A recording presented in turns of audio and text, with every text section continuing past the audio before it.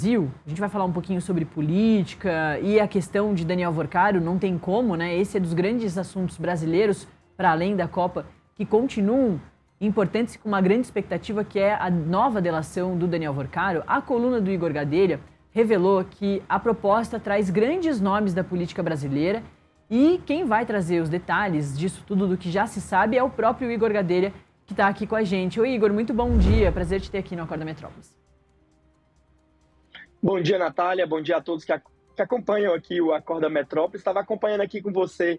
Esse povo está muito pessimista aí, viu? Vamos mandar o pessoal ser mais otimista em relação à Copa do Mundo. Exato. Pô. Lembrar do Vamos 7-1 hoje? Eu vi.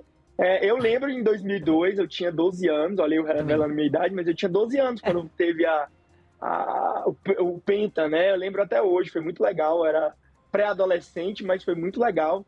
E quero aí que as novas gerações, né, Sim. acompanhem, né, e sintam a alegria de como é ter, né, um Brasil campeão. É Né? demais, Muita gente, né? inclusive, acho que tem dois jogadores, eu acho que tem dois jogadores que estão lá, que são tão novos, que estão na seleção, que sequer viram o Penta, né? Então, Exatamente. Vamos dar esse prazer também para eles e pra Não, gente. com certeza. É tipo o Ronaldo em 94.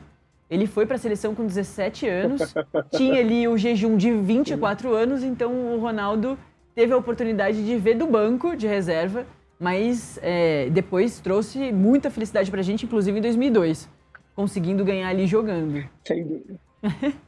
Vamos falar de Sem coisa dúvida. E aqui no chata, Brasil... Igor. A gente queria Vamos. só falar de Copa do Mundo.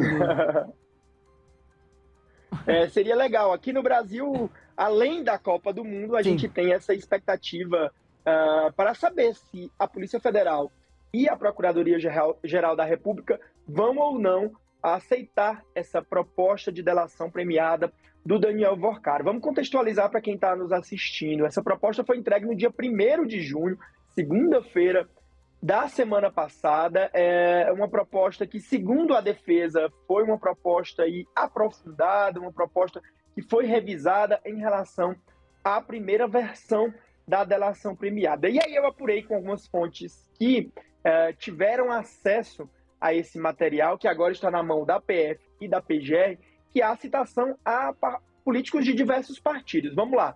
Há citação a pelo menos 2 ex-governadores. Há citação ao ex-governador do Distrito Federal, Ibanez Rocha, do MDB. Há citação ao ex-governador do Rio de Janeiro, Cláudio Castro. No caso do Cláudio Castro, ele foi alvo de uma operação da Polícia Federal no âmbito do caso Master.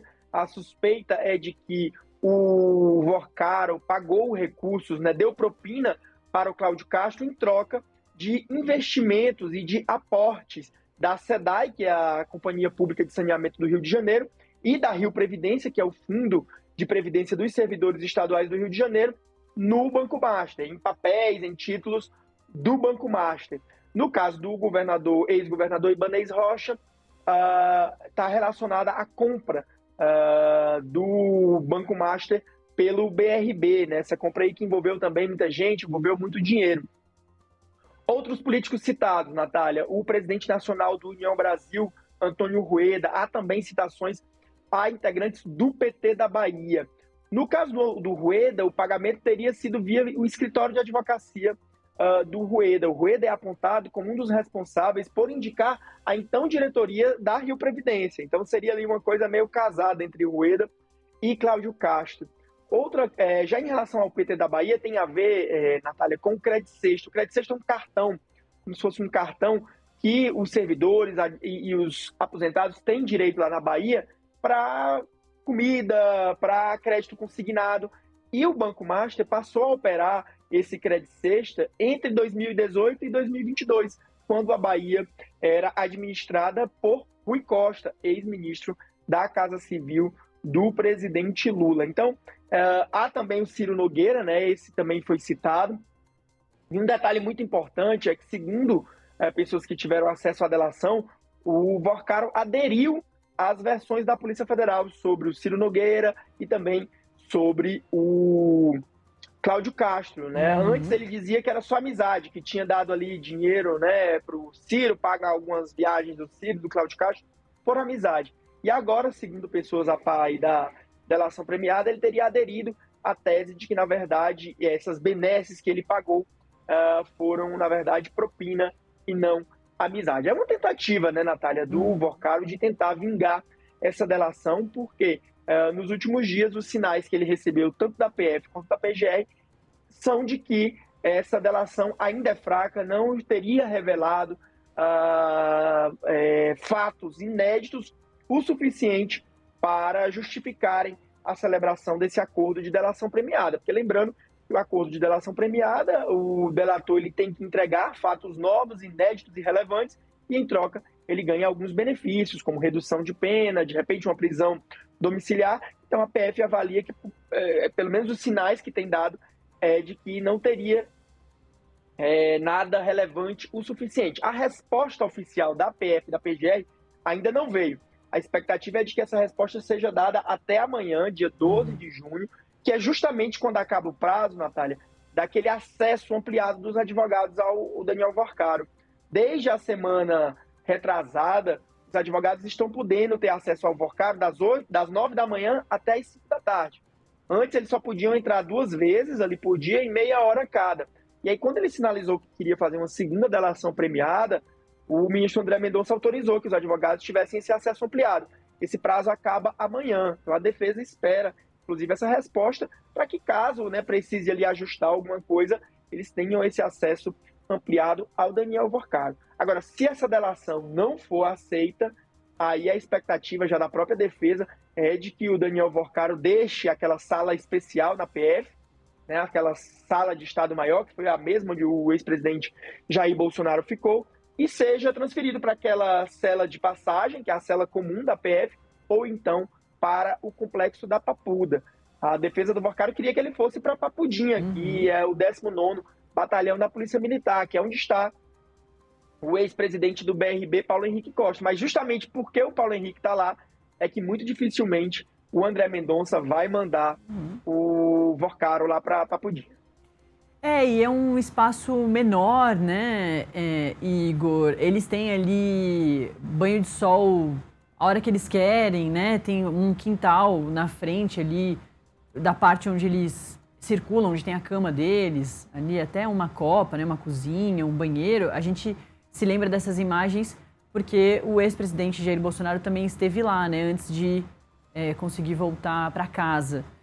Ô, Igor, esse ponto da propina para Ciro Nogueira e para Cláudio Castro é um ponto que chama atenção, porque quando surge a ideia de nova delação do Daniel Vorcaro, para além da ideia, mas que a imprensa começa a apurar o que pode ter aí nessa nova delação, o Cláudio Castro não tinha sido mencionado. E o Rio de Janeiro, assim como você bem pontuou, é o estado que mais aportou em créditos podres do Banco Master através ali das previdências da Servidoria Pública do Rio de Janeiro. São quase 4 bilhões de reais.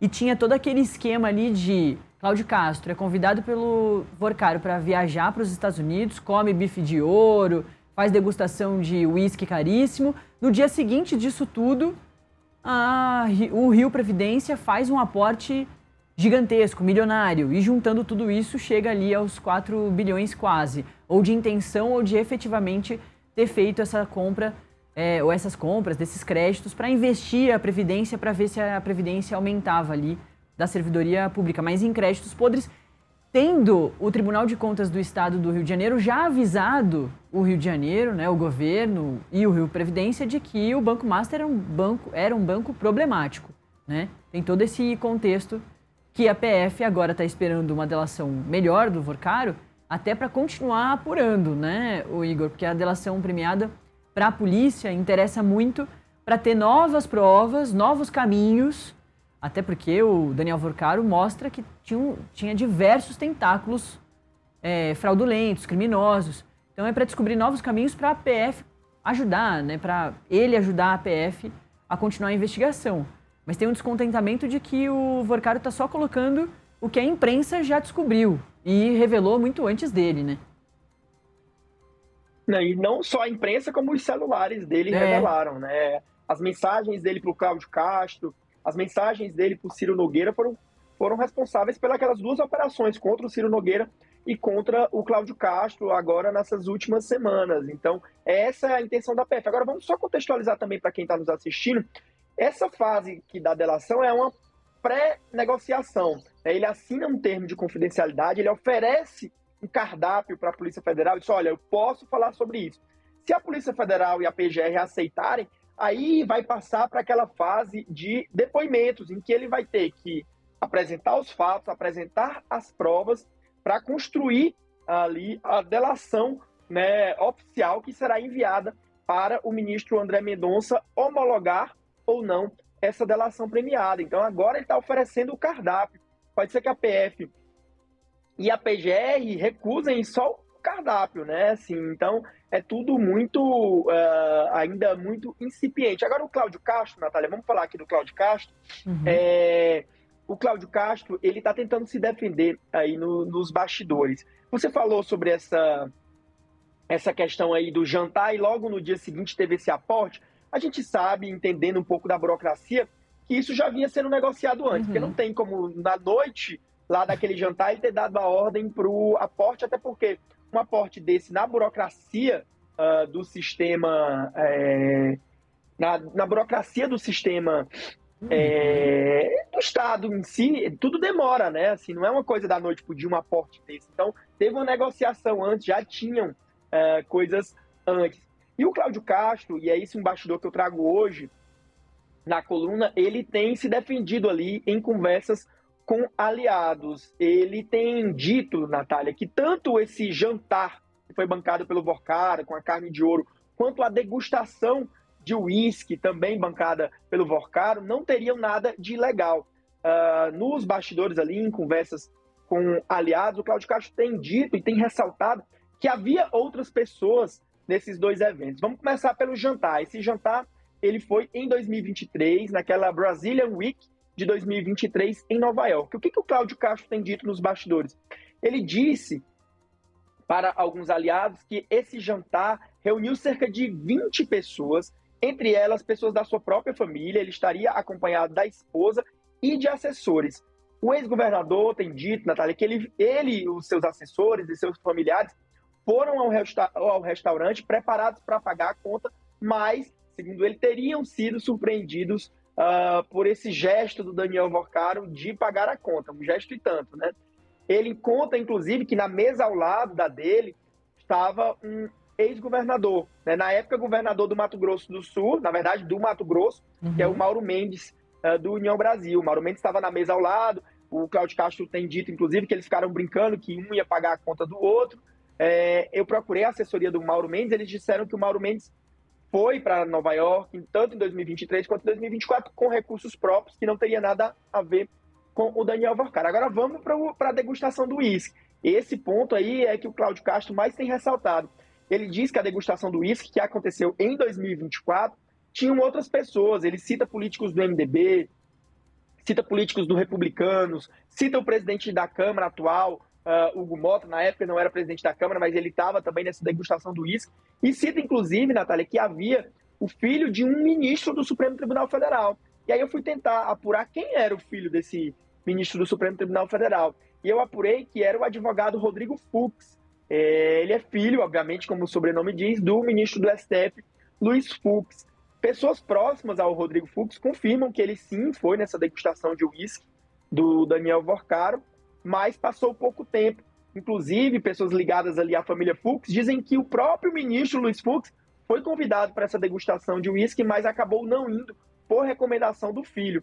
O filho chegou lá, viu que o ambiente não seria muito apropriado para um ministro do Supremo, que era um ambiente muito informal, e aí o pai acabou não comparecendo a essa degustação. Então, o Cláudio Castro tem aí tentado propagar essas teses nos bastidores para dizer que tanto esse jantar quanto essa degustação de uísque não eram só para ele, né? Que ele participou, obviamente, mas não eram só para ele. Então, não seria ali uma propina, digamos assim, direcionada só a ele, porque havia outros personagens envolvidos. Perfeito.